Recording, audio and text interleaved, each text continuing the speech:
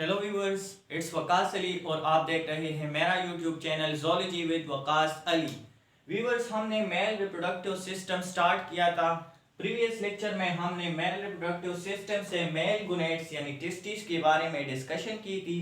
उस लेक्चर में हमने ये डायग्राम एक्सप्लेन किया था कि टेस्टिस का स्ट्रक्चर कैसा है, इंटरनल स्ट्रक्चर, और फिर हमने टेस्टिस की फंक्शन के बारे में भी डिस्कशन की थी। उस वीडियो में हमने रेटिटिस्टिस तक ये डायग्राम एक्सप्लेन किया था। इस लेक्चर में हम रेटिटिस्टिस से आगे जो पार्ट्स है वो एक्सप्लेन करेंगे। तो वो पार्ट्स जो है उसी कलेक्टिवली कहते हैं एसेसरी डक्ट्स, क्योंकि ये हमारे पास इससे आगे जो है जितना भी स्ट्रक्चर आपको दिखाई देता है ये डक्ट्स पर मुश्तमिल है। तो एसेसरी डक्ट्स में हमारे पास 6 मेन एसेसरी डक्ट्स है।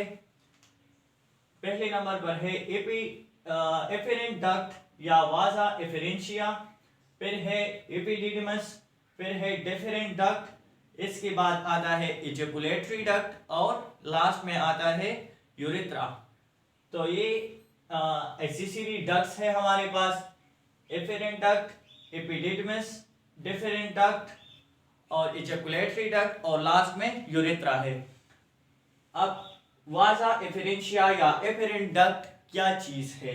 वाजा एफेरेंशिया या एफेरेंट डक्ट, इस डायग्राम को देखें। यहाँ पे जो रेटिटिस्टिस है ये जब टेस्टिस से बाहर निकलते हैं तो कुछ ट्यूब लाइक स्ट्रक्चर्स के जरिए बाहर निकलते हैं, तो उसे कहते हैं एफेरेंट डक्ट। और ये एफेरेंट डक्ट हमारे पास 10 से लेकर 20 तक डक्ट्स होते हैं। और इसका फंक्शन क्या है? जिस तरह हमने प्रीवियस लेक्चर में पढ़ा था कि लोब्यूल्स में सेमिनिफेरस ट्यूब्यूल्स होते हैं। इन सेमिनिफेरस ट्यूब्यूल्स में स्पर्म की प्रोडक्शन होती है। जब स्पर्म यहाँ पे स्पर्म की प्रोडक्शन होती है तो वो स्पर्म आता है इस सेमिनिफेरस ट्यूब्यूल से रेटिटिस्टिस की तरफ, और रेटिटिस्टिस से फिर आता है एफेरेंट डक्ट की तरफ। तो एफेरेंट डक्ट जो है collect the sperm from inside the testis. ये देखिए, ये टेस्टिस का इनसाइड वाला स्ट्रक्चर है यानी इंटरनल स्ट्रक्चर है। यहाँ पे स्पर्म की जो फॉर्मेशन होती है तो वो स्पर्म रेटिटिस्टिस से फिर आता है एफेरेंट डक्ट को and transfer it to the epididymis. Epididymis efferent duct जो है इंटरनल टेस्टिस से स्पर्म को कलेक्ट करता है और उसे ट्रांसफर करता है दूसरे डक्ट की तरफ, जिसे हम कहते हैं एपिडिडमस। अब एपिडिडमस क्या चीज है? एपिडिडमस ये वाला स्ट्रक्चर, ये हमारे पास हाईली कोइल्ड ट्यूब्स है या डक्ट्स है। अगर इसे हम अनलॉक करें तो 6 मीटर इसका लेंथ है, हाईली कोइल्ड है, और ये present on the back side of the testis. ये टेस्टिस का स्ट्रक्चर है। For example this is a testis और ये टेस्टिस का फ्रंट साइड है, ये बैक साइड है। तो ये जो एपिडिडमस है ये इसके ऐसे बैक साइड से ओरिजिनेट होता है। तो epididymis is present on the back side of the testis, और इसका जो लेंथ है वो कितना है? 6 मीटर लेंथ है। लेकिन जब हम इसकी जो ट्यूब्यूल्स है इसे अनलॉक करें तो फिर ये लेंथ है 6 मीटर। इसका फंक्शन क्या है? जब एफेरेंट डक्ट को स्पर्म आता है तो वो इसे ट्रांसफर करता है एपिडिडमस को।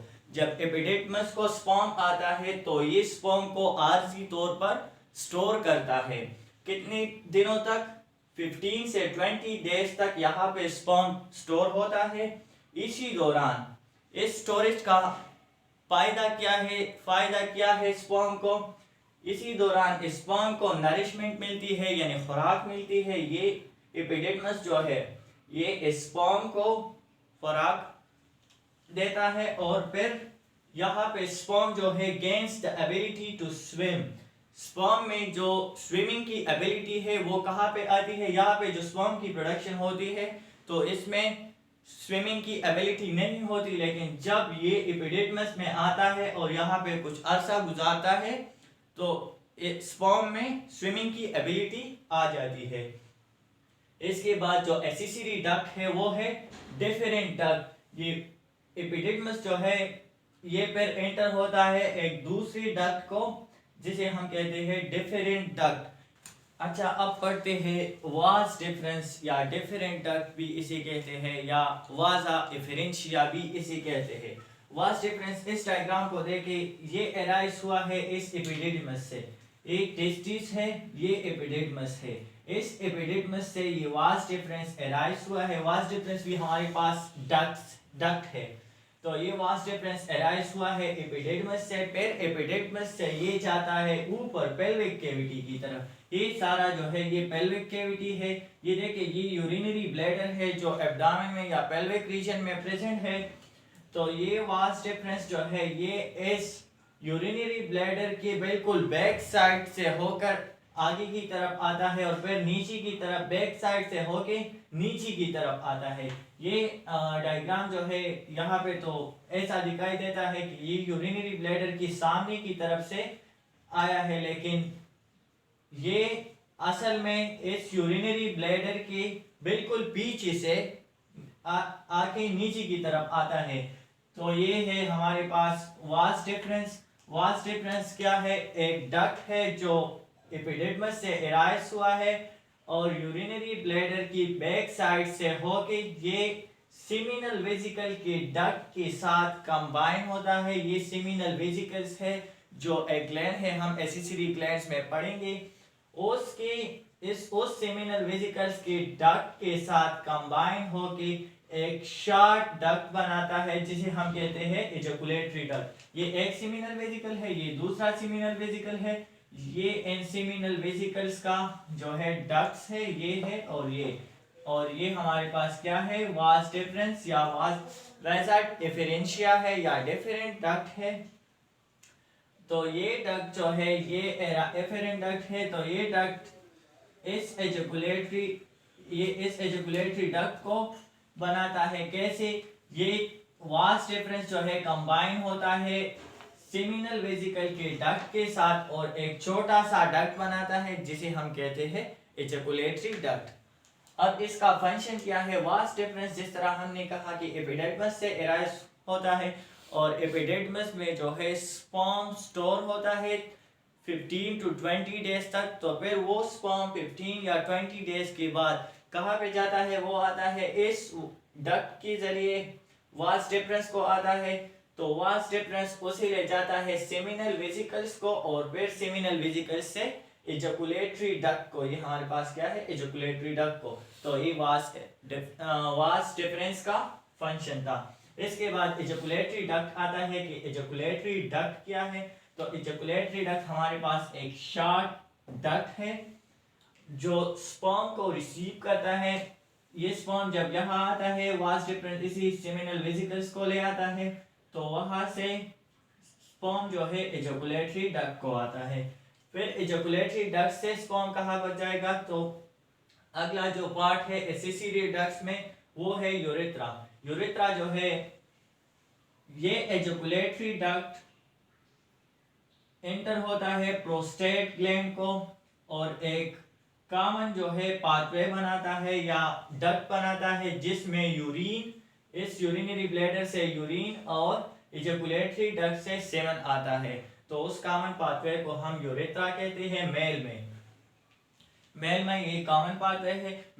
ये इसे हम ऐसे कहते हैं कि यूरेथ्रा हमारे पास टर्मिनल पोर्शन है मेल डक्ट सिस्टम का, यानी ये आखिरी पोर्शन है, इसके बाद कोई डक्ट नहीं है। और ये यूरेथ्रा जो है ओपन होता है outside the body through external genital orifice. ये हमारे पास एक ओपनिंग है जिसे हम कहते हैं एक्सटर्नल जेनिटल ओरिपस। और ये कहाँ पे प्रेजेंट होता है? प्रेजेंट होता है जो पेनिस है मेल का, उसके हेड में ये यूरेथ्रल ओरिपस प्रेजेंट होता है।